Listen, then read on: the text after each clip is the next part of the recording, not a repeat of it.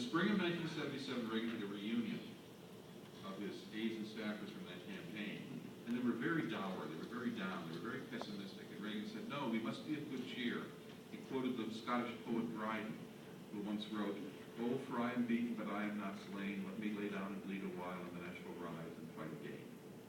And then Reagan explained why they should be optimistic. He said, look, 2 or 3 things always have to happen at the same time for us to suffer defeat this bad. He says, first, we have to have elected leaders from our party or our movement who ultimately betray our principles, do not live up to the standards that we wish, and ultimately adopt policies of the other party, not ours. That just happened, and his name is Richard Nixon. I don't even have to remind you about which price controls as well as part of it. Then he said the second thing that has to happen is the liberals have to be smart enough to run an appealing candidate who can pretend that he will govern from the center and not let the extremists. And we just saw that in Jimmy Carter, former Southern governor. I'll never lie to you. But Reagan said, but mark my words, even when those 2 things happen, a third thing must happen. They can't govern from the center. Even if Jimmy Carter, he said, wanted to govern from the center, his congressional leadership, which was that time was Tip O'Neill and Robert Byrd. Remember Robert Byrd, the man who paved over half of West Virginia, named it after himself. Even if he wanted to govern from the center, his congressional leadership and the people who pay the bills of the Democratic Party, the unions, wouldn't let him. They wouldn't let him. Mark my words, Jimmy Carter will govern from the left. And then Reagan said, if he governs from the left, he will fail. Why will he fail? Because whenever you try liberalism, it fails. And when he fails, people will notice.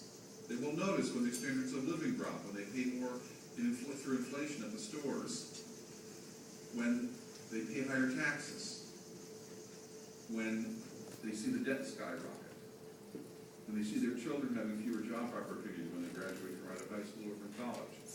They will fail. People will notice. They will get upset. They may even start gathering in the streets and protesting. Boy, was Reagan right. Because within 3 years of Jimmy Carter's election, we had interest rates of 21%, we had inflation of 12%, we had unemployment of 10%, we had gas lines. Any of you remember gas lines? And we had the Soviet Union on the march, and our enemies were brought emboldened, deciding that we were weak and we could be kicked up. Yeah. Ronald Reagan was able to go around this country in 1980 with one of the best lines I've ever heard at a public speech. He said, a recession is when your neighbor loses his or her job. A depression is when you lose your job, and recovery is when Jimmy Carter loses his job. I predict we're going to hear an echo of that again. But the story's not quite finished. Ronald Reagan, in the spring of 1993, had not yet been afflicted by the Alzheimer's that later sapped his vitality. He had one final reunion with his former aides. It was in Los Angeles. Talked to people who were there. This was after the election of Bill Clinton, who would be the next Jimmy Carter. I'll never lie to you. I'm at the side, but don't pay attention to that. Bill Clinton campaigned as a centrist, former Southern governor. Will end welfare as you know it. People who play by the rules should live better than people who don't. He campaigned as a centrist. Ronald Reagan gave a final speech to his aides, and he said, quoted Dryden again, and then he said, remember some of you my speech I gave when Jimmy Carter got elected. Well, here we are again, and those 2 things I warned you about happened. We elected leaders who did not live up to our standards and did not follow policies that our party laid down as the best ones. And this was painful because he was referring to his own vice president. And he reminded them of read my lips on your taxes. That wasn't fun. And we had a Democratic candidate who was charming and who campaigned as a centrist. Reagan said, remember when I said Carter couldn't govern as a centrist? Because his congressional leadership and his people who paid the bills in the party wouldn't let him. I guarantee you Bill Clinton will not govern as a centrist. He will govern to the left. And he was right. We had Hillary care. We had gays in the military. We had the largest tax increase in American history. We had an attempt to have a BTU tax, which is the previous version of the cap and trade system that they've come up with now. We lurched to the left in 1993, 1994. And those policies failed. They failed so resoundingly. Hillary care collapsed, remember? They failed so resoundingly that in 1994 we had the Republican Revolution, and there were people out in the streets protesting. Well, Ronald Reagan is no longer with us, but if he were with us, he would recognize this situation very, very clearly. It seems, and Evan Bayh, the retired Democratic senator from Indiana, the guy who was smart enough to retire last year rather than face the tsunami that was coming his way, I interviewed Evan Bayh, and Evan Bayh said, you know, this is like a horror movie. It happens every 16 years. Every 16 years, memories are short, the left-wingers in our party manage to get a great victory because the Republicans mess up, the conservatives mess up.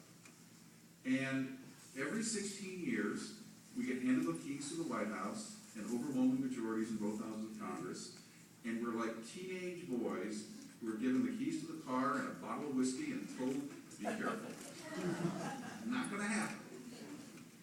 And every 16 years, we go over the rails, and the voters notice, and we get punished for it. And he said, I don't want to see this horror movie again. And that's why he retired. That's what he told me. Well, we've just had, remember, from 76 to 92 was 16 years. Add 16 years to 92, we get 2008. It's almost eerie, 16 years. Every generation this happens. Well, here we are. Now, the good news is, it turned out okay. In 1980, we elected Ronald Reagan. It turned out okay in 1994. We elected a Republican Congress that kept Bill Clinton tied down. Clinton would have lost, but in their wisdom, and we can go to this in the question and answer, the Republicans managed to nominate a 73-year-old congressional veteran who'd been in Washington for 30 years, named Bob Dole.